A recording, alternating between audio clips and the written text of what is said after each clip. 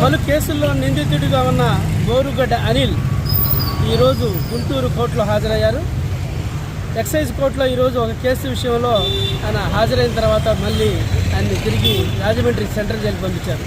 మొత్తం 15 కేసుల్లో 2 కేసుల్లో బెయిల్ వచ్చింది. మరో 12 కేసుల్లో నిందితుడిగా ఉన్నాడు. అతన్ని కాసేపటి క్రితం రాజమండ్రి సెంట్రల్ జైలు పంపించారు. అయితే ఈ గత వారం రోజుల నుంచి బోరుగడ్డ అనిల్ కనపడటం లేదని చెప్పేసి అనేక కథనాలు వచ్చాయి. ఈరోజు ఒక్కసారిగా గుంటూరులో ప్రత్యక్షం కావడంతో గమనించారు. ఈరోజు జరిగిన ఒక కేసులో పాస్టర్ మర్యాదాస్ కేసులో బెయిల్ రావడంతో తిరిగి ఆయన్ని రాజమండ్రి సెంట్రల్ జైలు పంపించారు.